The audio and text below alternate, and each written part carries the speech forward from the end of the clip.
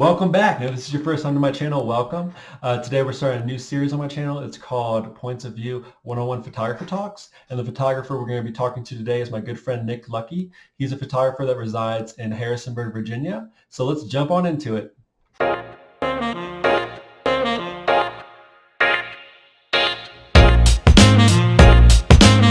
Well, thank you for coming to the channel, Nick. I appreciate it, being my first guest. Yes, I am honored. Yeah. Is there anything that you want to say to anyone watching or anything like that? Kind of explaining what you do? I've been studying photography now for maybe about 8 years, give or take. Maybe the last about 4 years, probably kind of semi-professionally. This past year, tried to really kind of lean into that and start working on that a lot more. Mm-hmm. I know we want to talk more about that as this goes on, but yeah, no, I'm just ready to roll into this. Man. Jump into it. All right. Yeah. All right. Oh yeah. So what got you into photography? Like, was there a certain thing that you can remember that you were just like, oh yeah, that was the turning point for me, that I'm just like, oh, I got to get a camera, I got to start shooting? It was in high school, definitely. I knew that, I think what really got me into it was my mother. My mom, actually, she studied photography, and that was a huge part of her life. And when she was in her mid-20s, and then unfortunately, she ended up losing her eyesight due to complications from being a diabetic. So, but she gave me her old camera and stuff, and I guess just kind of leaned right into it, Oh, awesome. And I fell in love immediately. Just started taking, like everyone, trying to take pictures of photos all around the house, even if it didn't. Yeah. I'm sure looking back, seeing your first images, you're just like, oh gosh, definitely come a long way for sure, I bet. Oh yeah. Yeah. So is there a certain genre of photography that you're really into? I love doing landscape photography. That's always been a huge passion of mine. I haven't been able to travel as much as I would like to do that, but that's something I feel like I always kind of lean back on. At least I get a lot of enjoyment out of that. Another thing that I really like, I don't practice as much as I should, but I really like doing surreal photography, especially doing like compilations of stuff in Photoshop or just various things of that nature. Yeah. So what got you into that? Like, what made you kind of start messing around with that and liking that a lot? It was Just something new to try, and then you really enjoyed it?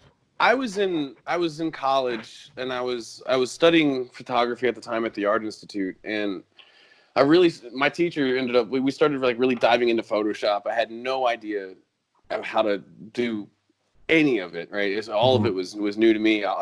All I had ever done before was just use a point and shoot. I kind of practiced composition, but outside of manual stuff, I had absolutely no clue with. And then we started doing photo manipulation, and I started looking at other people's work, and especially Von Wong. I don't know if you're familiar with. I am not. With his stuff. No, I'll be sure to check it out after this though. He is.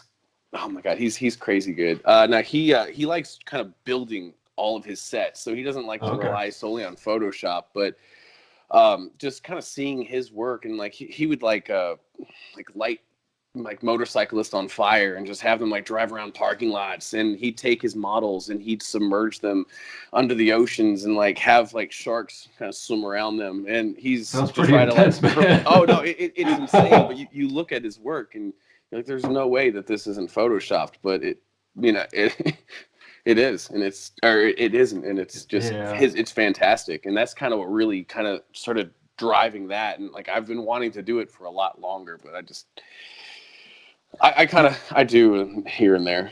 Do you think his work, one of the reasons why you like it so much is maybe because I feel like so many photographers now rely on Photoshop and everything, and back in the days before Photoshop, everyone had to put in more work to make those images and everything. Do you feel like maybe that's one reason why you like his work so much, because there's definitely more? I'm not saying Photoshop doesn't take time, because I've spent hours on it, Photoshop, but I feel like actually putting in the work and like having things dangling from cords or putting someone in the ocean with sharks and everything. I mean, yeah, Oh I don't know no, about the it's shark aspect, but I feel like that's definitely a more commitment in some ways, I think.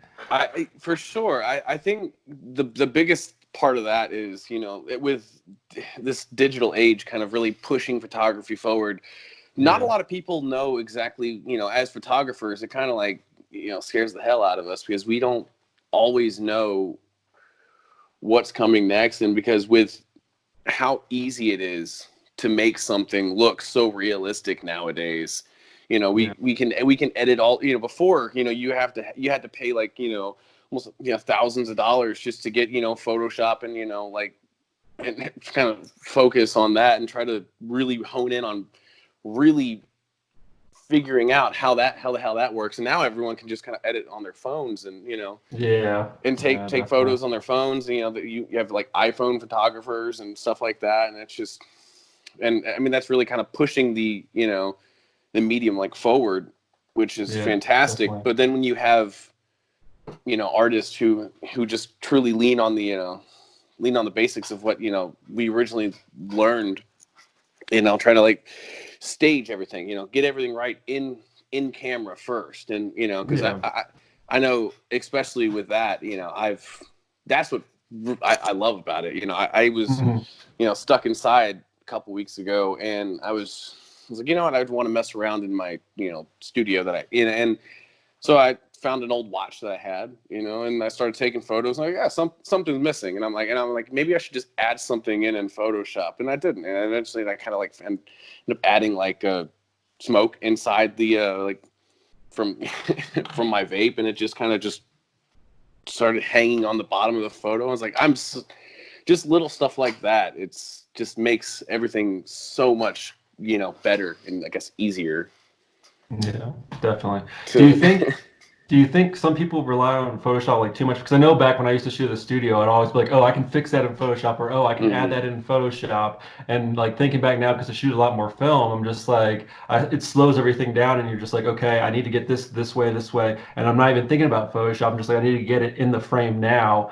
And like maybe it might take longer to get that shot, but then instead of adding it in later on and stuff, it might save time. But I know like I used to do that all the time back when I used to work at the studio Mhm. and always be like, oh, I can fix that later and everything, kind of using it Well, as an excuse. it's. I feel like it really has, been people use that as a crutch nowadays. Yeah. Now it's a blessing and a curse. It just depends on how you use it, right? So, for instance, like if I'm working with a client, right, and if I don't get something right away, I'm happy that I have the skills to know that I can lean on, like, oh well, I don't want to scrap this whole shoot or whatever the case might be. I know I can fix these little things in post. But I really enjoy the idea of, especially if I have the time to Yeah. limit myself. I don't shoot film. I really would love to get into that. Hmm. But I think the big part is like, when I have the time, I try to limit myself to, making sure that, get all of my settings honed in the way that I want to. And then Definitely. I take the extra time to find the composition that I want before I even start shooting to begin with. It's little things like that, and it's especially, I'm sure you found that out, work kind of like switching from digital to the Yeah, film. You have to put actually, I so just much got more a, thought into it. yeah, Yeah. definitely, dude. I just got a digital camera that, I mean, I Mm-hmm. haven't been shooting digital at all, but I'm like, you know what? It's just such a hassle, especially now with the coronavirus. I can't go out and get stuff developed at shops anymore, so I have to develop it Mm-hmm. in-house. I'm like, well, it's going to take a lot more time, so I need to start shooting digital again. So I got an old Canon 5D Classic, and like, I even catch myself now when I go out and shoot with that. I'm Mm-hmm. like, you're shooting too much. You need to slow down. You need to look at what you're shooting and figure out the composition and everything. But I feel like Mm-hmm. because like you have the ability to fill up a whole card, like I remember back when I had my Sony and I'd do that and like I'd go through like thousands of images because I was just shooting away and maybe only like 10 of them were good. Well, maybe not 10 out of 1,000, but something like that. And I feel like Oh yeah. I feel like you definitely got to be careful of that. And it sounds like you actually like think about the composition and everything Mm-hmm. before you get into it, which is I feel like really good. When I was in college, I had a professor tell me once, and and she made a point. So that's the beauty of photography. There's a million different ways to capture or to approach how to shoot something. And she told me once that she was like, take as many photos as you can. Starting out, trying to learn, take as many as you can.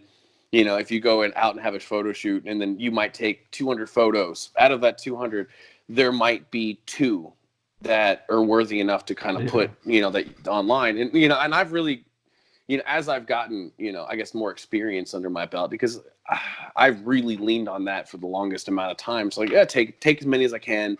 And then, kind of figure everything else out in post. And now that I want to I've been trying to challenge myself more. And it's just like, all right, especially if I have the time to, like, I'm limiting myself, like, oh, maybe when approaching this, I'm only going to give myself 30 photos to take, or whatever the case might be. And that's really kind of helped me, especially with, my composition and kind of putting more thought into it, treating, certain aspects of it as a filmmaker, not filmmaker, as a film photographer. So little things like that, I think, kind of help push it, you to become a better, photographer. So definitely. Yeah. So do you have like a certain editing process when you do edit? mm-hmm. Like if there's something that you didn't get all in the first shot or something like that? So the way that I generally approach my editing is I use Lightroom and Photoshop, right? Mm-hmm. I only work on color manipulation, in Lightroom. I don't try to work with anything, taking anything out, obviously. But, I really focus as much on, trying to get, working on the color profiles and making sure, everything is like, typically what I like to do is, at least when shooting, is I always shoot to, underexposed, right? Yeah. At least 1 to 2 stops. And then through that in Lightroom, I will kind of bring back all of the shadows. And I've just found that I've just been able to get so much more detail out of it, to kind of like just really kind of push the contrast, in my photos. And after that, then I bring it into Photoshop, and I might kind of mess with stuff. If I don't like something in the foreground or background, I might take that out, or just add little things in. Like I remember I was showing a photo once. I think I was talking to my father about it, and he was like, "Oh, I really love that photo you took up on the Skyline Drive. I was coming back from work. I was working, full time, doing security at the time, and I was working overnights, and I came straight over top of the Shenandoah mountain, and then the entire valley was just covered in fog, and then the sunrise just kind of peaked right over top of it, and you could just it was gorgeous, and thankfully I got that, the shot came out really nice, and then I brought it into Photoshop, and I'm working on it, and I'm just like, what, maybe I could add I was constantly debating back and forth whether or not how to edit it, right? Like maybe I should, with this, maybe I should just post it as is. Maybe I should make it to like surreal. Maybe I should, take some like sailboat, right, and kind of like mask that in, and then have this kind of really, like this ship sailing across the clouds, And I was like, everything that I did just wasn't doing it justice. And I was like, maybe, so I just threw a handful of birds flying over in the top right in the top corner, I think, of the photo, and it was just, just that little thing. Little thing kind of just really, really helped. And he was just like, I loved how you got all those birds in the photo. Yeah. I mean, well, it's like they weren't actually there, but thank you. But yeah, and I feel like a lot of people, especially older people that like might see your work, like they probably don't know the technology now like we do, and like they're like, how did you get that in there? I'm like, oh, I put that in, but I feel like a lot of people, they don't really realize that. At least not I feel like the younger generation definitely does, but older generations definitely don't, and whatnot. So I feel like that's pretty interesting too, like showing older individuals your photos. I'm like, oh, look at this and everything. And they're like, oh, that's amazing. How'd you get that shot? And I'm like, oh yeah. Well, I mean, I got this shot, but that I had to add in later, Yeah. But I feel like Because definitely I mean, you can only have patience. so much time up there, and you're just like, I mean, I know some landscape photographers, if you're going out and doing that, like they'll sit on a particular spot for hours, or even just come back like days or weeks at a time, just to kind of, make sure that they have the right lighting, and not everyone gets, really lucky that Yeah. first time. It's, so, but nowadays with so many different photographers just kind of flooding the market, that, your work almost has to be immaculate when it comes through. You have to be able to kind of like really push the envelope to get even to get noticed in general. So if that means that, like just adding a handful of birds Yeah. into a photo, kind of helps kind of push that a little bit to kind of get somebody to look at my phone. Oh wow, that was really neat. Like, that's the objective at the end of the day, is Yeah, just to get definitely. somebody to appreciate, and even think about, the work that you're doing. So, Hmm. yeah. For sure. Yeah. So speaking about, like, you said you were driving home, and like, say if you didn't have a camera, like you would have Hmm. missed that. Is there a certain time that you remember, like, very vividly, about, like, maybe you saw something amazing, like, oh, I wish I had my camera on me, Oh, like all the I know time. it's happened to me a few times, but do you have one in particular that you remember and you're just like, this would have been perfect to Uh, have a the camera? first time that happened to me, I vividly remember, very vividly remember, because I was in college, and I was just learning how to kind of, shoot properly. And even if I did have my camera, I'm sure the photo would have came out really shitty anyways, but because I wouldn't have been able to I didn't have the knowledge to kind of really compose it the way that I did. But it Hmm. was fall, and I was headed back from Northern Virginia out towards Luray, and it was started snowing like crazy, and you could see like the mountains, so starting to get really white. But it was fall, so all the leaves are like just bright orange, and Oh, wow. I'm sitting there going like, damn it, like, like this is really neat. You don't see this, every day, Yeah. and even even now, maybe one other time that's happened, if Hmm. that. But it just, there's a handful of times I'm always shooting myself in the foot, but Yeah. I try to bring my camera with me as much as I can. But it all depends on like what I do. Like, I also work full time doing, security work, for doing like government security work. So like, I can't always just bring my Yeah, camera definitely. bag in without kind of getting eyes like, oh, why is this guy bringing professional photo gear like Yeah, looking kind of suspicious. into Yeah. this building? And I'm just like, and on the flip side, I'm not leaving it locked up in my car, not even Yeah, like, I don't do trust the that. people there because of where I work. But it's, I don't want to leave my car, because it can get really hot in the car, and I'm not trying to like so Yeah, I shoot definitely. I myself in the get foot a lot trying to like commuting back and forth to work. So. it. Yeah, and I feel like that's kind of like a good thing about having cell phones that are getting better with photos too, like taking Hmm. pictures and everything. But I feel like even still, the way technology is, like, it's gotten a lot better, but I feel like there's still just something it's missing compared to like DSLRs and film cameras and everything, Like I don't know if it's the depth or what, but I feel like Hmm. there's still something missing from it. Do you kind of have the same views on that Oh, as for well? sure. I even if I can, like, nowadays, especially with cell phones, like, there's a reason why I'm having this call with you on my phone, Yeah, because yeah. So they're you know definitely helpful. oh man, because I tried it with my laptop, and I'm like, this, like, the quality is just terrible, and I can't do this. And then but no, there's been a lot of times where, just I've really wanted, like, just a camera in my hand. I work better that way, I think. Composition. Like, just to it feels more natural, I think, to Definitely. me, than just trying to shoot with my phone. And cameras nowadays, like the megapixel quality on a camera is matching, my DSLR. And like, for instance, like the camera. Oh shit.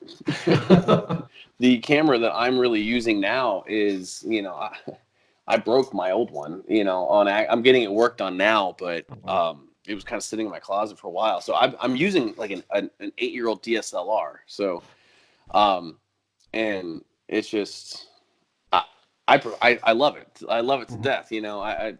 But it's I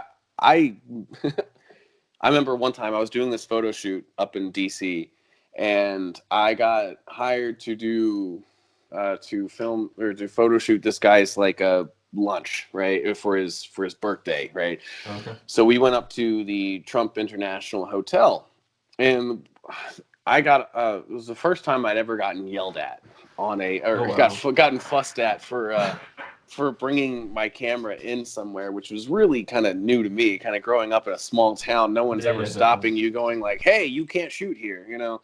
So like security comes up to me and they're just like, "Oh, hey, you know, what are you doing?" And I'm like, oh. And then the guy, my client, kind of addresses him. He's like, "Oh, well, we hired him to, you know, it's my birthday, blah blah blah. You know, he's just taking photos of, you know."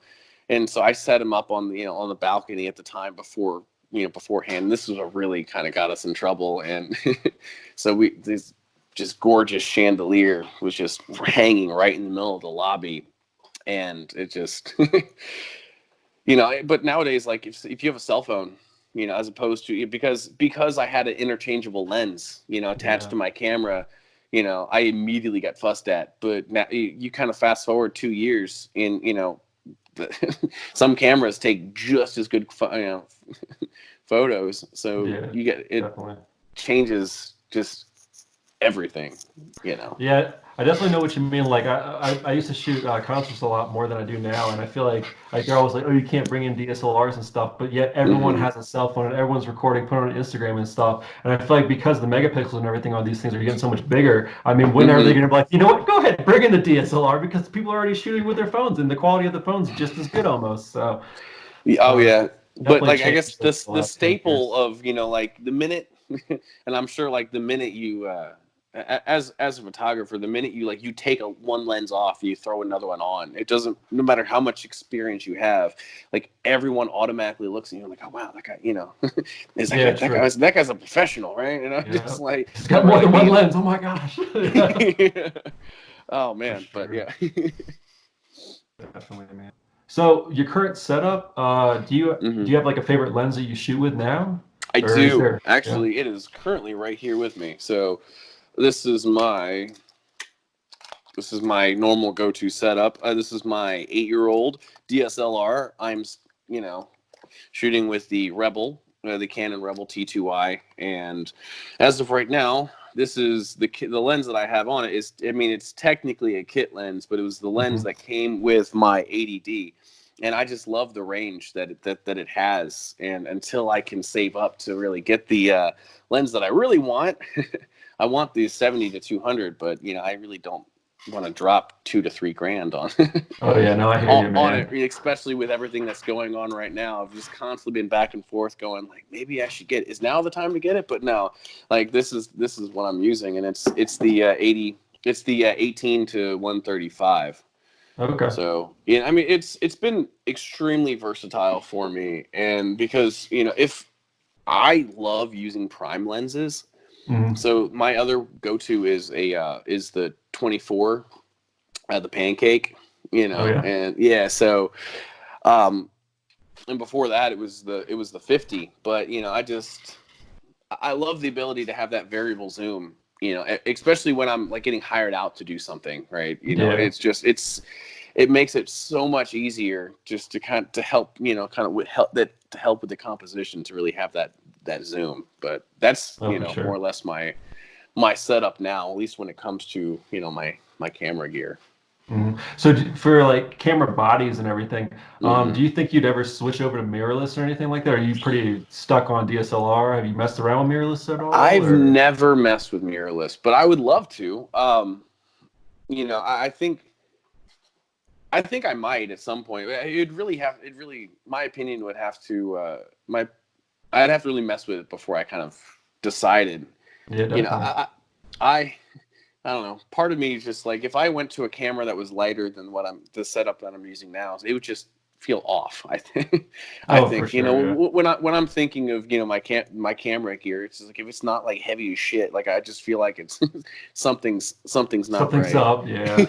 For sure, yeah, yeah. I mean, even with like the film cameras I've been shooting with, like once I got the Canon 5D, Hold on.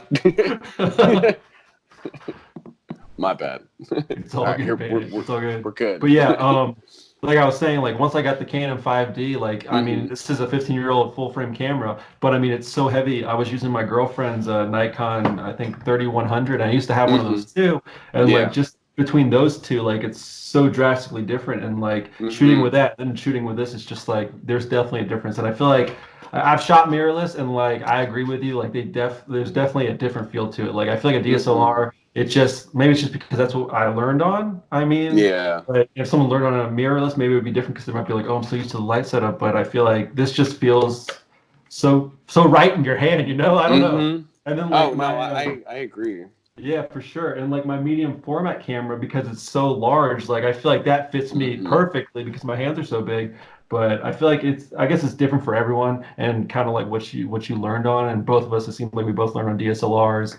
So Hmm. maybe we might be sticking with those from here on out. But I feel Right. like the way technology is going and everything, I'm curious to see what's going to come up in the next 10 years or so. I mean, Oh my it's God. already changed so much in the past 10 years. It really has. Like, if, even if I had the money to just kind of go out and, and that's the unfortunate side about being a photographer is like just how expensive everything is. And if you're not making either, making the money to do it or to justify the means of getting, the right gears, like I've been a huge advocate of just, it's not the gear you have, it's, the experience that you have really under your belt. So like that's why I feel comfortable using an 8-year-old camera, like not have just having a handful of just strobes, like with me, and to really mimic, professional studio lighting.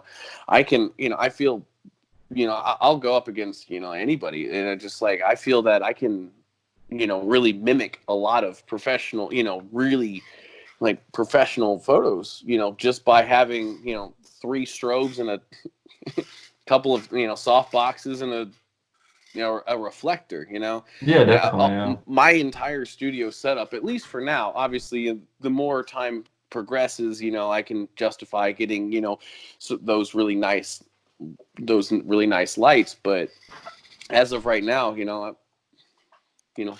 why bother, Yeah. when I Yeah, can no, I get hear the you. same work Yeah. out of I Yeah, mean, I'd for love to go sure, out and get man. like the new 5D, no, sorry, the Yeah. new 1DX for Canon, the Mark III, and $6,000 camera.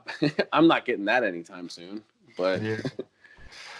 Yeah. Do you think there's a lot of photographers out there though that's like always jumping to the newest thing? And like you said, like I feel hmm. like you can still get the same quality image with like an older camera. Like I've Yeah. watched numerous videos on the camera I just bought just to like compare it and everything. And Hmm. like there's been people shooting with like a brand new full frame Canon 5D Yeah. Mark 5 or whatever they're on now, and then they had this, Hmm. and like I mean, yeah, there's some things like the ISO, the noise level and stuff. Once you go Yeah. up, it's darker and everything and you get Hmm. more noise. But besides that, if you're just shooting in light and everything, I feel like there's not a huge difference. I mean, yeah, the There's really not. megapixels are there's more megapixels and everything, Hmm. but I mean, there's only so many megapixels you need unless you're like putting a photo on a billboard somewhere, like Hmm. you really don't need 50 Well, megapixels for something.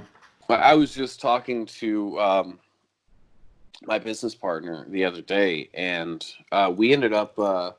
I told him, I was like, for the gear that we have, like I'm perfectly fine with using all of it. Right now, I was like, hey, now flip side of the coin, if we ever get to a point where I don't feel comfortable using that gear, like you said, like that billboard quality that Yeah, that you do need. The thing is like not you don't if you're not using it multiple times, in a month, I feel, then it's not essential. necessary to, yeah, it's Yeah. not essential to go out to go grab that. Whereas you can go out and you can rent the gear for a fraction of the price. I'm not a gearhead. I've never been a gearhead. That's mainly because I've never had the luxury of being able to like drop thousands of dollars on my camera gear. I've had to kind of make do, and I feel like at the end of the day, that's really made me a better photographer. Yeah, I couldn't agree more. I feel like it's definitely made me a better photographer too, just shooting off what I had. Like I remember going to concerts and shooting, and I see people with all these higher end cameras, and like their Hmm. noise levels are like way up, so they can be shooting at like 6400 ISO with like no Hmm. noise at all, and I'm Oh yeah. maxing out at like 900, like. But it's like Oh you got yeah. to try to figure out ways to make that work, and I feel like by doing that, it helps you grow in the long run. So maybe Hmm. down the road when you do have that nicer camera, you can put it to Hmm. better use than maybe those people were putting it to use. I finally made the purchase I think it was about a year or so ago now, and I made the purchase of I got an ADD, right, Uh-huh. and that was really when I was gonna start trying to lean into starting this business, right, and trying to put myself out there to get a lot more like professional gigs, and so I had this camera, and I'm going up into the national park, and I'm just like, I'm gonna get some really nice, waterfall photos. So I go up there, and I set my camera up on a tripod, and I set it up for a long exposure. And then the most horrible thing that's ever happened to me happens is my leg of my tripod gave out while I was kind of sitting in Oh God. in this kind of creek, and everything happened in slow motion, and I just see the front of my camera just dip down and just splash into the water, and I'm sitting there, and I could have just cried. it was Wow. it was horrible, and I pulled it out, and I'm trying to reason with myself at the time. I'm like, I was like, hey, it's not that bad, like Get some rice. it's yeah, but it was gone, and Oh, because wow. obviously, cameras aren't meant to go underwater, so Yeah. at least that one wasn't. So so that was very very traumatic. So then I had to kind of make that switch back to my my Rebel, and it just it kind of it makes it easier. It's like lessons learned. It's like make sure the one thing I know now is get some insurance on my gear, so that way in Yeah. case that ever happens again, at least because I I went in and I tried to to talk to Ken, and they're like, oh well, because it has water damage, that kind of voids the warranty, so Dang. if you they were like, if you would have ran it over with your car, we could have given you a new one. But I'm just like, That's some weird logic. Yeah, that's well, kind of odd. yeah, I'm kind of exaggerating a little bit, but Yeah, yeah. but no, basically because of the nature of it having water damage done to it, they weren't able to fix it. So now it's just they're like, oh, we can go through this replacement plan, and and I'm just like, okay, well, I'll get it again when I'm ready. So, Yeah. and then the other thing that really happened to me was, I think um, I have, if I've ever had something stolen too, right? Yeah, yeah. So the one thing that I've ever had stolen from me, it kind of came back to bite me in the ass later because I didn't realize how much I was going to need it at the time. So Mhm. I was in college, and it was my light meter, right? And this was before I had a lot of experience under my belt. I went to the Art Institute, and they gave you this whole kind of just setup, right? And it Yeah. was, they gave you a light meter, they gave you, that's how I got my Rebel, and they gave you a kit lens, a handful of other stuff. And then I left it in class one day. I came back like maybe like an hour later, realized I didn't have it, and it was gone. Never saw it again. Oh, wow. And then and then I was like, oh well, maybe I'll just replace it. And then I was just like, well, then that was like $300. And as a college student, you're kind of like, it's like I can't justify buying this gear right now. So I was like, For I'll just sure, make yeah. do, and I'll pick one up later. And I just honestly I never have. I kind of after that I've always been kind of running gun with my lighting setup. I'll just take a Hmm. few samples, and thankfully I know my gear at least halfway well enough to to kind of know what's gonna work where. So. Yeah.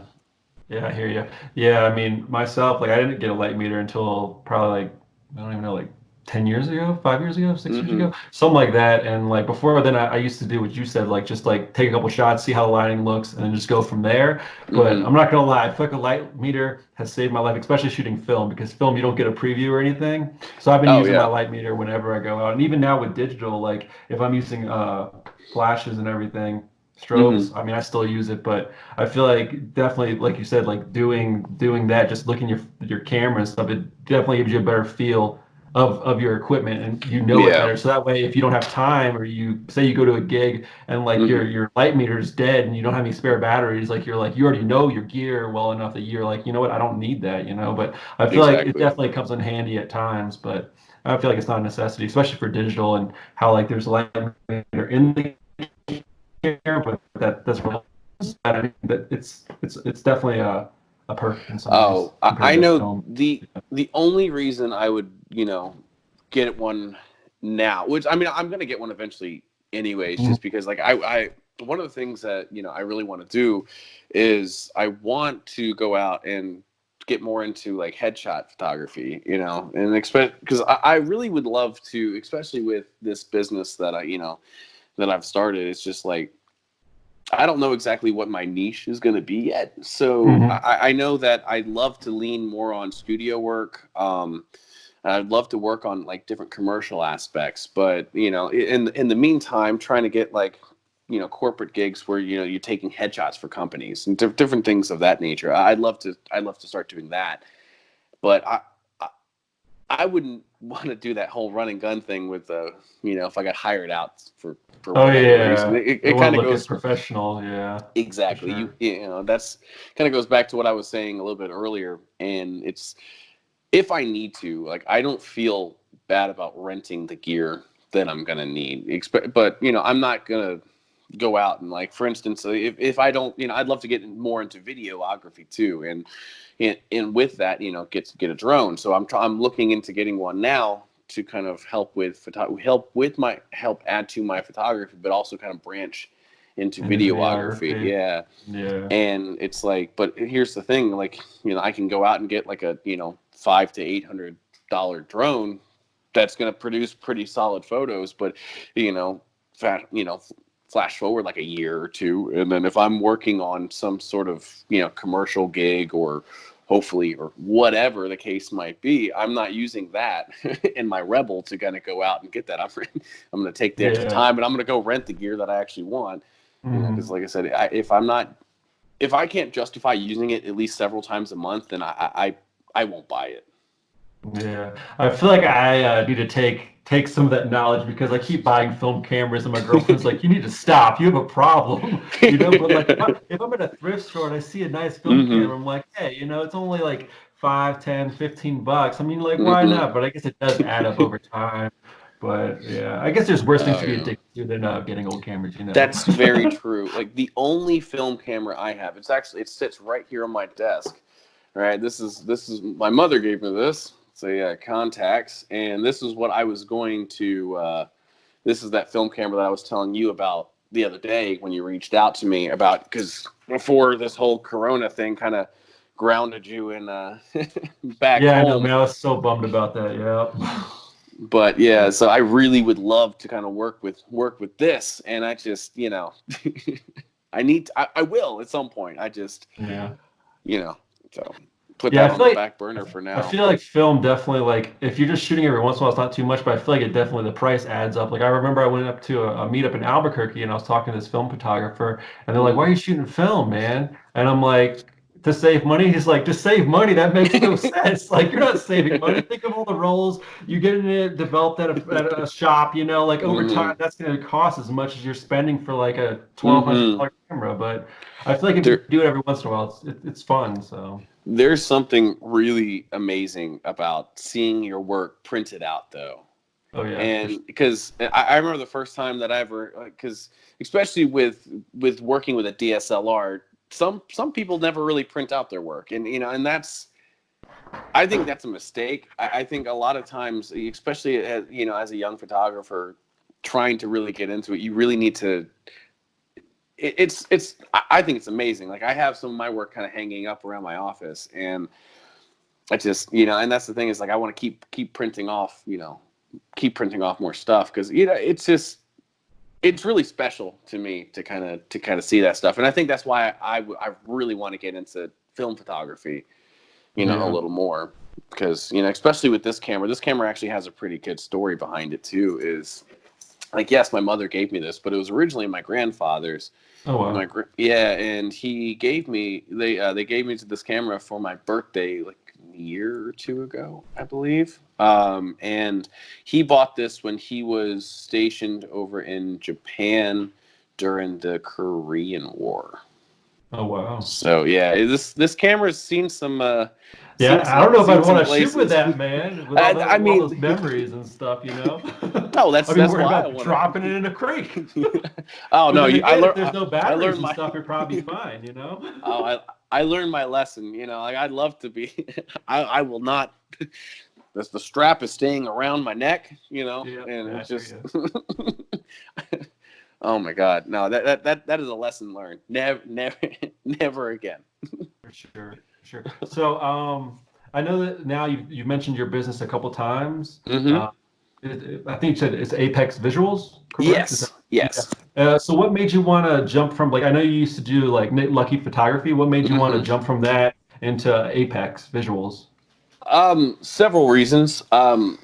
Partially it was because of, not solely because of my business partner, but when we had talked about what we both wanted for this, company moving forward, we realized having a name that incorporated photography in the title wasn't necessarily going to work for us down the line, because we wanted to eventually get into videography. We wanted to, and then kind of turn that whole thing on its head and try to have some sort of like multimedia production, company. And that's not anytime soon. That would be like sometime in the next, 3 to 5 years. We wanted to talk about trying to kind of incorporate different podcasts and, like I said, like really lean into the video side of things. And, and that is one of the biggest reasons that we wanted to do it too. And to kind of change the name. And then that's why we ended up kind of settling on Apex Visuals, even though, I was very particular about, that was an argument we had for a little while, I think, going in. I would say argument, but we kind of discussed that back and forth, because obviously, I would have loved to have had my name kind of stapled across For sure. That's the me, brand, the brand. And then he was like, man, that's not fair though. It's like, why are we calling this, Nick Luckey Photography if, if I'm going to be doing half the work too? And I'm just like, well, it's For sure. yeah. So that's why we kind of landed on something that we both really liked. So Yeah. So what made you want that name?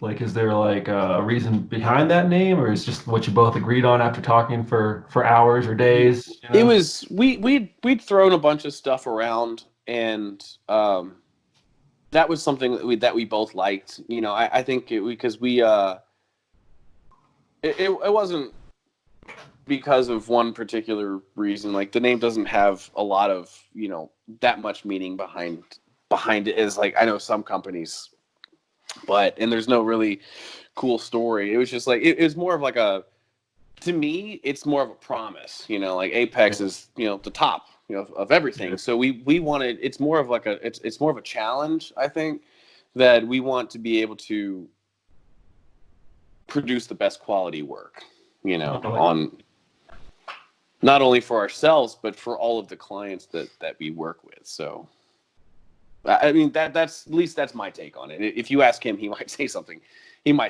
different, but that's how I feel. Yeah. I found really I enjoyed it, like Apex, like you said, like it's kind of like a goal, like you're pushing yourselves. And I feel like that's really great. And I feel It like wasn't. that. Yeah, because it wasn't more of like a, like a slap to any other like photo companies. I don't want to say that my work is better than anybody else's. I think anyone any creator out there is is incredibly talented, and their work deserves to be shown and respected. Like I said, it's more of a challenge for myself to just kind of produce the best quality stuff, not only for myself but for everyone that I work for or with. So Yeah, I really. What? Why is it oh, okay. I have like two screens, and it was like over my head. I'm like, why is it showing Nick and not me? All right. But yeah, I think that's great. Like, I mean, I've thought about having names for my photography and stuff, but I feel like I'm not really as serious about it as you are. So maybe down the line, if I get back into it more, I might try to come up with something. But for now, it's just really hard. I mean, It's probably going to I've stay that way seen forever. I've seen your stuff, man. You do very good work, so you should. Yeah, but I just Well, feel like it's such a hard industry to get into. And like when I first moved here, I stopped photography for a while. I'm just like I'm drained from it and stuff. And then like I kind of found my love for it again. as I started Yeah. with IT, and I was able to afford like film and everything, and could actually go out and shoot. So I feel like I don't know if you've ever had that experience when you like kind of lose that passion for photography and Oh, then come for back. sure. You know, I would go in and out with that and other hobbies of mine for a while, and it's more of like a I have to like I love what I do, but it's sometimes you have to, even if you love something, you have to force yourself to kind of go out and constantly practice and kind of hone in on your craft, For sure. and I think a lot of people are skeptical, I think, about starting a business, especially with this. But if you're working enough and you're going to be working with or other people, the best thing that you can do is, I haven't been doing this very long, but at least that was one of the reasons that, like my business partner, Cody, and I know, Cody, Yeah.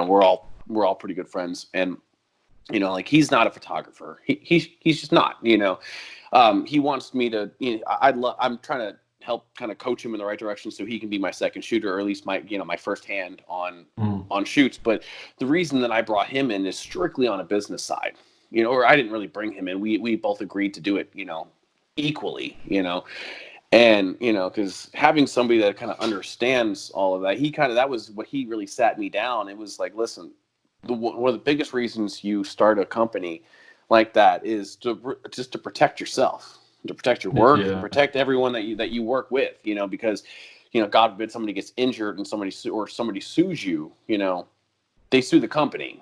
The company itself takes the hit and not you, because I would hate to kind of have somebody like me shooting a wedding, somebody trip over my camera bag, break their arm or their neck or something like that, and then all of a sudden like I'm out like $500,000 in Yeah. some lawsuit, so. Definitely. All right. Well, from jumping from neck breaking, let's go over some of your images. So Nick, he sent me over two images that we're going to go over. Two of his favorite images that he's taken. The first one we're going to talk about is, I believe, is this in New York? Yeah, The it one. is. Yeah, Yeah. I took I don't really have a fancy name for it, but I took so I have it hanging above me. So if I look up, that's what I'm looking at. Okay. No, so it was great. And so I had took a day trip up to New York, and me and the person that I was with, me and her were kind of traveling from like spot to spot, and I was trying to kind of take as many photos as all of the highlights of New York as I could. Yeah. And then we were just kind of sitting in the back of the cab, and I was like, "Man, I want one of these. I want one of these shots of both of the buildings kind of just running, parallel Side to down the side. frame." Yeah. And just kind of stuck my. I didn't even really think about it. I kind of shot it. Back seat of the cab was still up and everything, and I was just kind of blown away by something that was taken so, I wouldn't say so hastily, but so it So wasn't you, planned out at you all. shot this in a cab? Like you were driving Yeah, by when you shot? Oh, I thought back you of the were cab. walking, man. Yeah, that's No, crazy. no, back of the Yeah. cab, just moving, and it's just like I captured, especially that. What I like about it the most is that woman that's in the center of the shot, and like she With the has coffees. Yeah. she has the coffees holding up, that she's holding up, like just trying to get to work in the morning, and it was fantastic. I was really blown away by everything, and just, yeah, Yeah. just I really like. some of the best shots come when you're not expecting them. So. Oh, for sure, for sure. Yeah, yeah. So I've noticed a lot of your images kind of have the same tones to it and everything. Hmm. Have you like created your own filter that you apply to the images, or do you just kind of once you see it, No, you're like, oh, well, I know what I want to do to that image? I genuinely edit all of my stuff in the same format. I don't like to kind of push certain colors. I think like what you were saying, like whatever's going to best work for that. I try to do that. Yeah. I don't like to try to like line up all of my like shots that I'm posting on Instagram with a certain color palette, because I think that it doesn't help some of the work that I'm doing, or that I'm For shooting, sure. because I don't want to push something, or just that I'm not 100% sold on. Yeah, So, and I I, feel like a lot of photographers do that though. Like I hmm see photographers and like all their images had like the same feel and stuff, which sometimes is hmm good, but I feel like sometimes it might take away from certain images that maybe that feel doesn't call for it, you know? Like they might have like exactly. more shadows, darker tones and hmm everything, but like it might have been better if they actually like let the tones out, you know, showed the color and everything. But Oh, for sure. I mean, I feel I like edit everything in the same style. So what I do is like what I'll do is like especially when it comes to when dealing with the curves, in Lightroom, Mhm. what I'll do is I'll lift the blacks up. So I kind of mimic a film style, Yeah, when it I can comes to see that. shooting, I kind of like contradict myself, with the way that with the way that I edit. Like I try to edit like it's resembles film, but Hmm. I try to like really push the sharpness as much as I can. Yeah, So yeah. it's something that I kind of fell into, and then it's just that I love that kind of style of just kind of really like kind of lifting the blacks and kind of muting the shot a little bit. So Yeah, I feel like for this shot, it definitely worked with it. Yeah, it's a great hmm shot. Yeah. All right. So you want to get to the next shot? Sound sure, good? Okay. yeah, let's do So the it. next one, it looks like it's in the mountains, Yes. and Oh, some fog's coming across. you know that hike. I You've been on do. that, Which yeah, which yeah. hike is that? I haven't Is been it to it, but Kennedy's you. Peak? No, no, No. No. that's Bear Fence Mountain. I don't have. Oh yeah, I have been on Bear Fence. Yeah, it's been a while, man. Yeah. So yeah, Bear Fence is great. So the fun the fun part of that shot, that's not fog, that's a thunderstorm. It's not fog. Yeah, no. Oh, okay. So you're just chilling on top of a mountain, and a thunderstorm's coming your way, huh? It was a poorly timed hike. So I went on this hike, and ironically enough, like I brought this one girl up with me, and I was like, "Oh, it's a great hike. You'll love it, and plus, it's one of my favorites to go on. It's real quick, hour-long loop. You get some rock scrambling in there. You get up to the top, and it's like this 360 view of the entire valley around you, and it's just absolutely gorgeous.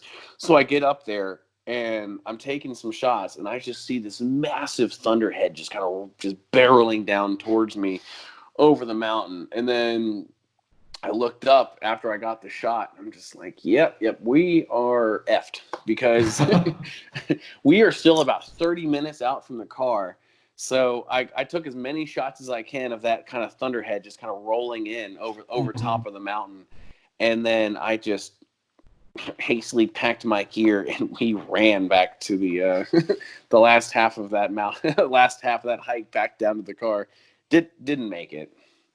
Oh, And you we didn't got make it. You got no, soaked. no, we got soaked. Yeah. Oh wow. And it So, didn't mess with your camera gear or anything? I guess you had it in a well, no, bag. my bag is waterproof. Actually, yeah, that is right here itself. Yeah, most of the time that when I'm shooting and stuff, it's like I use this low pro like backpack style bag. Easy enough. Got a handful of different compartments and stuff, and nothing. I don't try to bring a lot. I try not to bring a lot of gear with me when I go Mhm. out and to shoot. I bring one camera, three lenses typically, and then I bring a solo flash and some triggers. And then it just depends on the situation. I might kind of strap a light stand or a tripod, but other than that, like that's basically my go-to when I'm Yeah, running out and I'm doing stuff like that. So thankfully the bag is waterproof. so definitely a plus.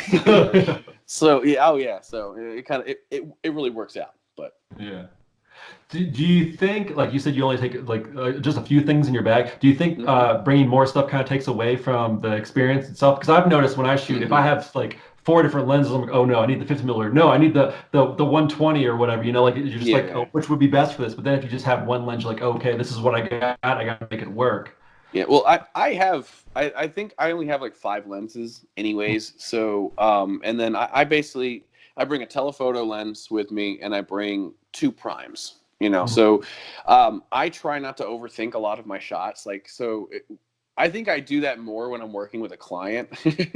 I really kind of focus. I try to focus in on more of like what lens is going to work really good, And so I try to bounce back and forth a lot when it comes to doing that. But when it comes to just me kind of going out and doing my own thing, I try not to worry about it too much. I normally just kind of, like, I already know what I'm gonna do. Like, so if it's any sort of landscape shot I'm using, or sorry, like a wildlife shot, I'm grabbing my telephoto lens. Or if, Yeah. on the flip side, if it's any type of um, landscape shot, I'm using that pancake because it's a 1.8, is an f-stop of 1.8, and it's a great lens, just to have. And it's one of those, like, you can pick it up, basically anywhere for like 120 bucks, and it's been fantastic for me. Like, I shoot Yeah. that Rebel has a crop sensor, and I kind of, after I did the math on it, I basically realized I also use that 24 a lot for like portraits too, Hmm. which is not really typically used for. It's typically used for like landscapes. But I found out that when after the crop sensors, you know, added that 1.6, zoom to it, that it comes out to be a 35 millimeter Oh, nice. Yeah. lens. So I'm just like, hey, this kind of works out. So, and plus having that that really low aperture is just kind of works out, so well Yeah. for it. So I try to be as diverse as I can with my lenses. I Mhm. try not to limit myself strictly to, one thing when I'm shooting, you know, various different, because I don't like to just limit myself to one aspect of photography that I only focus on. Yeah. I Hmm. try to shoot as much as I can. I do love being out in nature and shooting that, but obviously, I try to branch out as much as I can. So speaking about lenses and everything, do you ever use filters or not really, like polarized No. filters or neutral Um, density filters or anything like that? no, actually, I don't use any. I need to get some. I just Mhm. haven't yet. I really want to get a. Yeah, I'd love to get. I think I have like one, polarizing filter on one of my old lenses, but unfortunately it doesn't. The size doesn't fit any of my other ones. Oh, darn. So Yeah. yeah, but no, there's some filters that I want to get, but it just at the time, as of right now, I'm just comfortable using what I what I Yeah. am. And So I feel like a lot of those filters too, like the effects it gives, you can still do those same effects in hmm Photoshop, like yeah. with the polarizer filter brings out the blues in the sky and everything, which you can do hmm in Photoshop if you don't have that. But I know like a lot of people, especially when I was working at the studio, like my mentor or whatever, like he was hmm always talking about that stuff because like back then they didn't have Photoshop like we talked about Yeah, already and yeah, yeah. everything. So I feel like it definitely saves time. But hmm yeah, no, I used to never use them. And then I'm like, well, first of all, I want it to protect my glass, but then also you get glares and stuff on it too sometimes. So Oh it's yeah. it's a give and take, I feel like, for Oh, sure. for sure, for sure. Yeah. So I mean, at some point I will get some for my lenses, but as of right now, I'm just come. I just kind of fix it in post if it needs fixing. So. So is there a certain thing with photography that you haven't learned yet or that you really want to learn? Like Yeah. anything, different Oh type of yeah. shooting or There's anything like that? um. Well, I wouldn't say that I haven't learned. I feel like I try to dabble in as much as I can. So Hmm. I've done a little bit of everything. Like I've done some wildlife shot. I've done some wildlife photography. The only thing that I've really never touched on that I really want to is drone work. Yeah. I've never done any drone photography. I'd love to do that. I'm actually looking at a drone now, so I'm trying. Hopefully, in the next few months, when all of this, Corona Matt, stuff kind yeah. of settles down, I'll be able to, like, can justify going out and getting one right now. So, but that for sure. I know I definitely want to work with, that and videography moving forward a lot more. Just get more Hmm. practice with that. But um, I would love to work with um, wildlife photography. Just kind of, I'd love to kind of plan a trip and go. Like, that's actually one of my big trips that I would love to take. Is like, I'd love to go up to Alaska, Oh yeah. and just stay up there for a week or two and just kind of do some nice landscape work. So landscape and wildlife, because it's just, it's just so gorgeous up there, and I just love the opportunity. Yeah, But it does sound pretty sweet. I'd love to go to Alaska and do some landscapes, get away from everything, especially right now. But oh, I yeah, for know. sure. Yeah. So is there anything like if you could talk to yourself when you first started out with photography and everything that you know Mhm. now, is there anything that you would tell yourself back in the past? Like what would have helped you out a lot when you first Oh, started out messing with definitely, photography? definitely, definitely. So the biggest thing that I would have told myself is like you need to work on the points that you're weakest, right? Yeah. Don't shy away from that. I know some people do, and some people know that they're not good at one thing or another. They kind of just like they only focus in on that, on Mhm. what they're good at. My biggest thing was, and to a point, I'm still working in on it. Is definitely directing people. I would say, especially when you're working with. I guess that's one of the biggest reasons why I've never been huge on doing weddings and like portrait sessions. I like doing them to a point, but um, staging, staging people, kind of like trying to coach them through a shot. I was just Yeah. trash at that for years, and then it finally was just kind of came with me just kind of grabbing friends and just hey help me out, just and then I'll afterwards I sit down and like, hey, how did I do? Did you feel comfortable when I was telling you what to do, this, that, and the other? Like I need you to be honest with me. So Yeah. and that was the biggest thing that I could have used a lot more practice on early. So Yeah, I definitely agree with the posing and stuff. I feel like a lot of photographers have trouble with that because I mean I'm pretty shy and everything. And when I started working at mm-hmm, the studio and we had to pose families and everything, I'd just stay back and watch the other photographers shoot and like, no, mm-hmm, Roy, come up here, pose them and stuff. And like it's kind of weird like touching people and mm-hmm. everything. I mean, of course, always get their Oh permission yeah. first, but like Mm-hmm. it's just like, oh yeah, I gotta move you here, move your head this way. It feels kind of strange, but I feel like after you do like hundreds of people, definitely becomes easier over Yeah. time for sure. The But tipping point was when I got hired to do a wedding last year for this other uh, photo video company, right? Was it last year? No, sorry, it's 2 years ago. I got hired to do the photography work for this company, Shenandoah Filmworks, right? And with Tyler Hall, right? And yeah, we got to the point where we like I was, I'm pretty good at doing just kind of waiting back in the wings and just taking kind of these candid photos, right? Like I'm fine with doing that, but all of those came out pretty nice. But then when it came to actually like staging the bride and the groom and then doing all these like group photo shots, I kind of like, I didn't really have a lot of practice with it at the time. And, and I kind of leaned over at him and he was like, oh, don't worry. Like I'll do all the staging. And that felt, just kind of, it kind of took a little wind out of my sails, I think. yeah, yeah, I that bet. I Because it was like I'm leaning over at this this other photographer videographer, and he's staging everyone that I'm taking photos for, and I'm just like that was the tipping point. I was just like, no, I need to just enough's enough, like enough saying that I'm just not good at it. I need to just really just barrel down and focus and try to Yeah, correct this for issue sure. now, and I feel so much better about it now. So For sure. Yeah, I feel like a lot of people they have that barrier that they have to cross, like it's like their security blanket. Like it's like you need to push yourself outside of that so you can become a hmm better photographer and do these things. And I've had to do that so many times and I still have to do that. And I mean there's so many things I'm still like, bro, you need to push yourself to move past that. Like don't overthink it. Like I feel like that's hmm my biggest issue. Is just overthinking everything when I'm yeah. shooting and I'm just like So just focus on the photo itself. a big issue that I've had for years is like not posting all of my work, Yeah. right? Like I've always like, oh man, that's not good enough to post, And then another one of my favorite creators now is Peter McKinnon. Are you Mhm. familiar? Yeah, I feel like everyone's familiar with Peter McKinnon. He's just all over YouTube nowadays. Yeah. Uh, Not a bad thing, but no, but I love his work, and he said something a while back, and he was like, create something today, even if it sucks. Like Yeah. just go out there, and because you're never gonna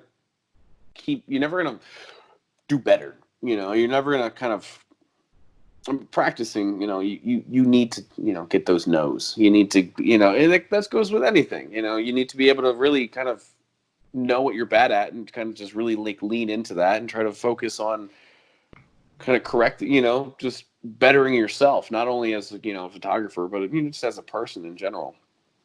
For So sure. I've been trying to like post a lot more, regularly.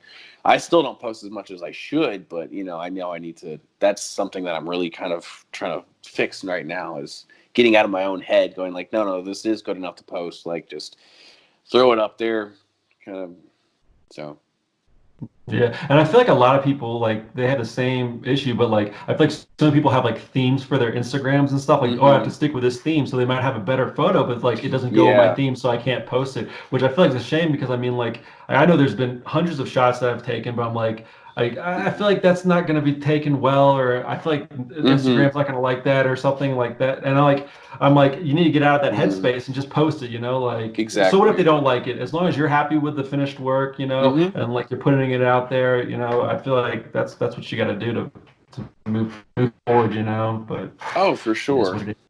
Yeah, like if there's like a model or celebrity or someone from Mm, your past that you no longer is around or anything like that that you'd really love to shoot with or anything. uh, Honestly, like especially when it comes to people, like I'm not 100% sure. I know that there's places that I would love to go and I'd love to Hmm. kind of photograph. And I think one of those that I was saying earlier is definitely Alaska, especially in the US. I'd love to kind of travel around more, and like I said, I'd love to be able to take more like landscape shots, especially up in like in Canada and along the up like West Coast. Like there's Yeah. this I think one of the really things that really got me into landscape not back into wildlife photography is I saw this amazing shot, and they call it, I think that they call it the spirit bear. It's up in Canada, and so it's this albino bear that's up around the like western part of like Canada and the United States, around like Washington State and stuff like that. Uh-huh. Yeah, so it's amazing because you don't really get a lot of shots of it. And there's this one photographer I follow that I can't remember his name off the top of my head, but like he was taking all these amazing shots that ended up on like National Geographic, and it was just, I'd love to be able to go up there, and especially up there, and take photos of the wildlife. I've always loved that aspect of it. Maybe a little too much, because like Hmm. sometimes I throw caution to the winds. Like I remember I was hiking with a friend a few years back, and I saw this mama bear with her cubs, and my first immediate thought was, oh, go get to safety. It was, oh, this is gonna be a great shot. Let's get Yeah. closer. And my friend he kind of grabbed me by my backpack, and he was like very forcefully was like, nope, we're leaving. We're Yeah. going back. We're going back up the trail. And I'm like, but you don't understand. Like, this could be amazing. And he's just like, not if we Hmm. did. Yeah, for sure. Do you think one reason why you like doing animal life and landscapes and stuff is because you don't have to worry about posing? I know like when No, I oh do yeah. concerts, I love that because like the musicians, they don't care about me, they're Mm-hmm. doing their thing, they're up on the stage, and all I have to do is just shoot, capture that moment. And I feel like maybe the same's for you with landscapes and wildlife. They don't care, well, they might care that you're there, but I mean they're doing their own thing, If you're quiet enough and stuff, like it's all good. And you don't have to pose the bear or anything. You're not like, all right, bear, come over here, bring your cubs. you you can, but I wouldn't recommend it. No, Yeah, no, yeah, I no. love that aspect, because nature doesn't change for you. Like nature's not going to pose for you. Can't and that's the beauty of it. Because you have to just be there and kind of just witness it, Yeah. and that's what's so amazing. And it's because you have to move around it. And I Mhm. think I've always loved that. And I kind of like, especially because what I was saying earlier was like, when I didn't like working with people Yeah. as much, because I was so terrible at posing earlier in my photography career. I would just I would really lean into doing landscape shots, and or just taking photos of like inanimate objects that I found interesting, and that kind of worked for me to a point, until I realized that I'm not going to make money, Yeah. as you got to work with people, especially when you start out, to try to get your name out there. And so that's why now I try to dabble with everything, Sure. but yeah. Oh, Mm. I know one question that you haven't All right, asked me. let's go with it. What's the question? Okay, so it was the if I've ever had any issues with models Oh any yeah, or any yeah, advice from a photographer's perspective. So yeah. I've never had any issues with models other than the fact that I got hired out by it happened to me twice, and it was really early on.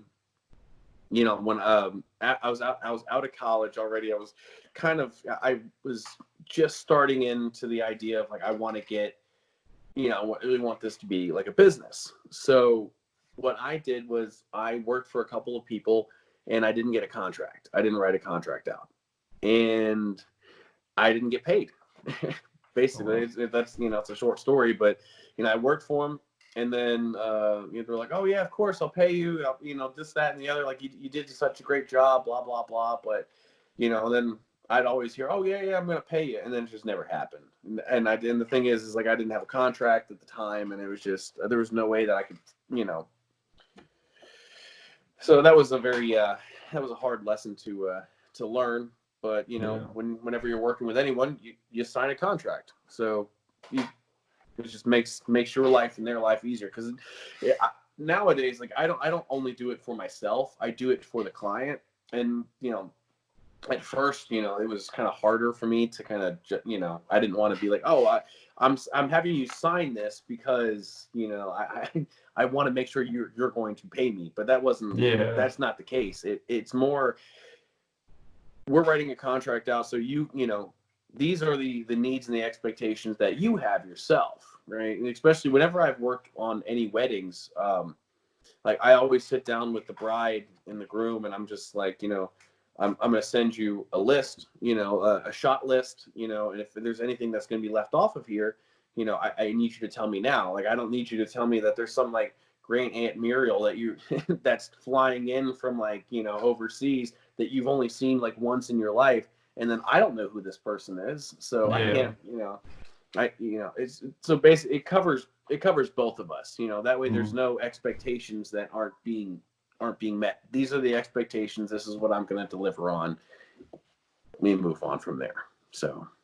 Yeah, for sure. And I feel like the few, well, because I don't shoot for like money. Well, I shoot for myself mostly now, but when I used to shoot people and everything and bring contracts, I remember I used to feel so weird, like, oh, let's stop for a second, read this contract and sign it, like I feel like it takes away from it. But I feel like in today's world, you definitely have to do that because I feel like a lot of people will take advantage of you if you don't cover your ass. And Mm-hmm. also, like you said, covering the client's ass too, like you want to make sure that what they want is in the contract as well. Mm-hmm. So like it's showing that you want to make sure that they're happy with the images as well. But I feel like a lot of people feel weird bringing contracts into play just because like it's like it takes away from the fun of a shoot. It's like, Mm-hmm. okay, we gotta be serious now, and you gotta sign this contract. And I was Yeah. shooting with a lawyer once, and she's like, oh, you brought a contract. And I was like, oh crap, like this is kind of scary, a lawyer going over my contract.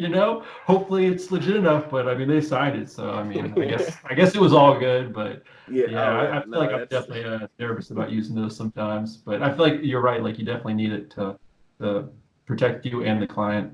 Oh, for For sure. sure. Yeah. Like I said, I don't just do it for myself. I do it for the Yeah. client as well.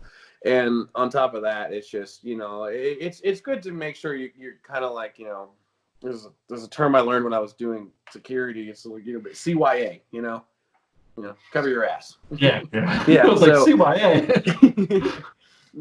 you want to make sure that you're taking every precaution to to meet your needs and the clients. Like the last shoot that I had, it was like I was doing a before all this craziness happened. I did this shot for this shoot for this jujitsu gym over in Mhm. Luray, and I basically had all of them sign a waiver that says that I can post all of their stuff online, because that's the Yeah, last thing that I want to do is like, I did not give you permission to use my stuff or blah blah blah, so this, that, or the other. So it's like, hey, it's that way all parties involved know exactly what's been what they're going getting on. for. Yeah, So for sure.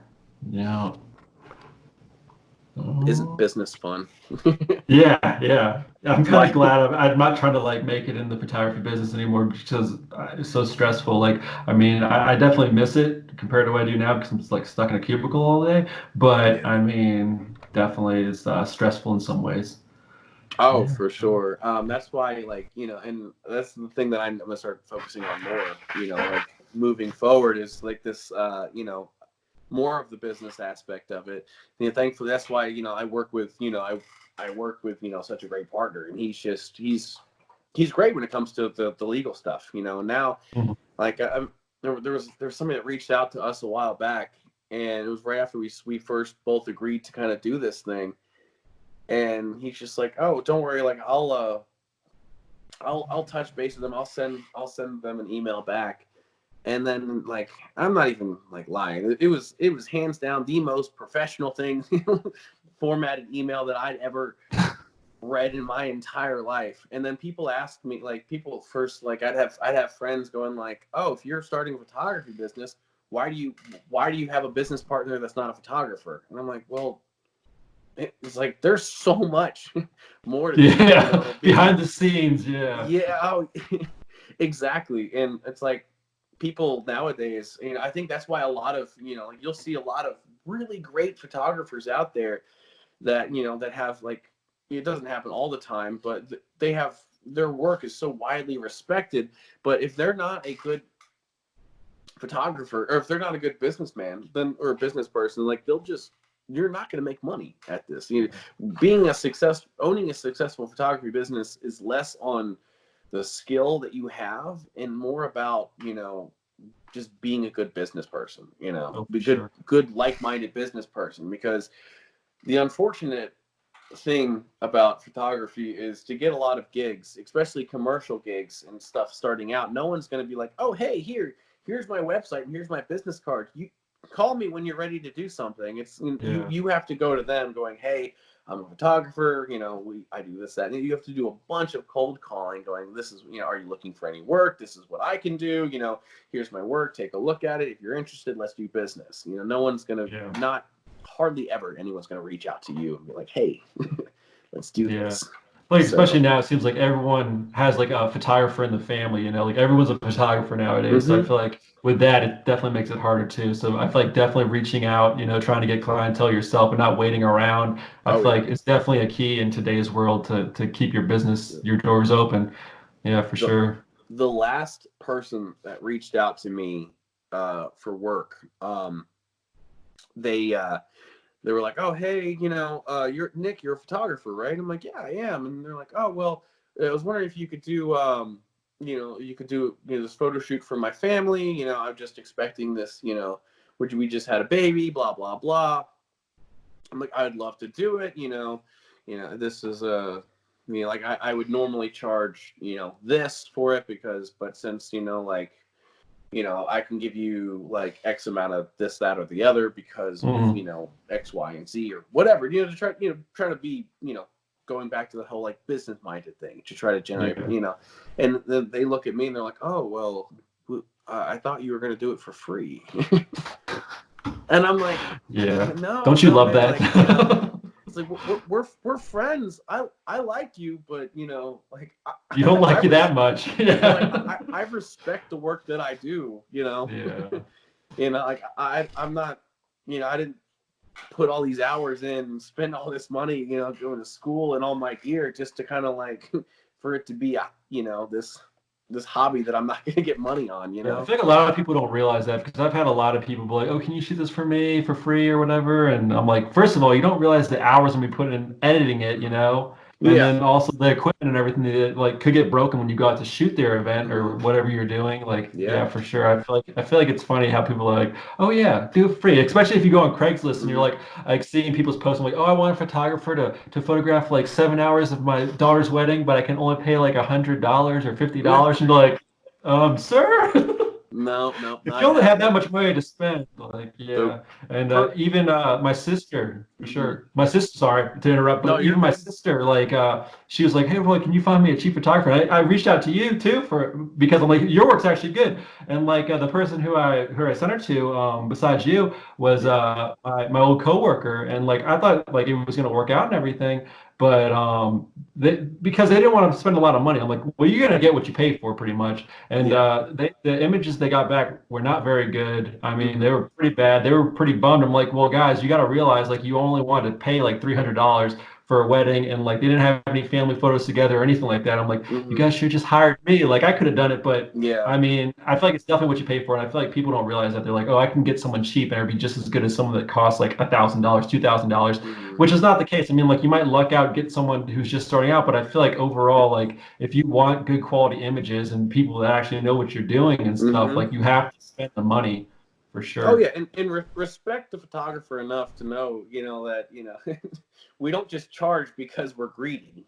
Yeah, yeah, for Like sure. perfect example, right? Like right after I basically went, kind of public with my business, um, my mother reaches out to me and she's just like, I would love, work. I'd love for you to come take photos of me and your sisters. And I'm like, oh well, that's great. Like, obviously you're my mom. I'm not gonna, I'm not gonna, charge you. Okay, I was gonna And say, man, if you're gonna charge your mom, that's pretty messed up. no, no, no. I was like, listen, you're my mother. I'm not gonna charge you. And she's just like, no, no, no. She was, I would consider it a huge insult if you didn't let me pay you. And I'm just like, she's and because obviously, like I was saying at the beginning of the video, like my mom knows exactly what it takes to, to do these, to take photos, and stuff like that. And so she respects it, the work. And I'm just like, it felt really weird, like saying my mom, like no, no, no, no, no, no, like it's just, you don't have to give me any money, and she's just like, no, no, no, no, here. Yeah, So yeah, but yeah, just shows she really appreciates your work and knows how valuable it is. Like for which sure. is it's few and far between. You don't normally ever have somebody reach out to you, especially starting out. That's like, Yeah. hey, Take my money. Yeah. take my money, right? And like, God, like, and the thing is like that I struggled with was for a while is like making sure that you're not underselling your work too, right? Yeah, Because for like the sure. last thing that I want to do is be like, oh well, this is what I charge for a wedding. And somebody go, oh well, that's way too expensive. And it's like, well, no, I mean I know the quality of my work. Like the last time that I undersold something was for personal reasons, right? It was I was just starting out and I was doing a solid for somebody else, and I could have charged them a lot more, but for they helped me out during a tough time, and I was just like, no, listen. They're like, well, we're gonna pay you something. So I was like, I gave them a number, and they're like, oh, sure, here. I was like, honestly, I thought you were gonna say like twice the amount of that. Like, so I'm like kicking myself. I'm like, Yeah. well, damn it, like I can't go back on it now. Like, I I already know. quoted you It's at like, oh this my bad, number. I forgot a zero on there. Here you go. For sure. So, but no, Yeah. honestly, that ended up coming out to be one of my favorite weddings like that I ever shot, was because of that. And it was just it was the nature of the wedding too. So it was like it was this really kind of quick, you know low budget kind of just thing, and it was fantastic. It was still it's the first shoot that Cody ended up coming up with me on, and it was very very memorable for a lot of different reasons. So Do you think it and I, also took some of the pressure off because you weren't getting paid a lot? You're like, oh man, I'm getting paid a little bit, so it's not like a huge deal if I mm-hmm, mess up, Like I've done that once or mm-hmm, twice for a wedding, and I'm like I should have charged more because the images were better, but then I'm like, you know what? Also, if I would have charged me more, I would have been way more stressed out, mm-hmm. and probably would have gotten worse images. So I feel like it's definitely a give and take for sure in that. But I feel like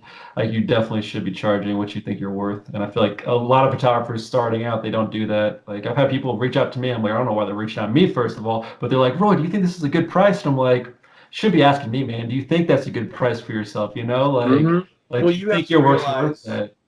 realize, like, not only the time were you putting in, you have to realize, you have to, like, if you're going to be shooting 7-8 hours at the wedding, you get back, your work's not done.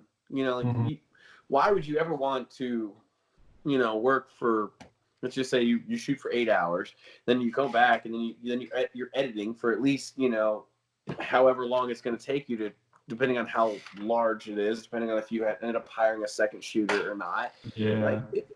And on top of that, you could be working for another 8 hours, and if you're only going to be charging like $200, that's, it's like, that's not even minimum wage. Why would you? All. Yeah. Like, why would you ever do that to yourself?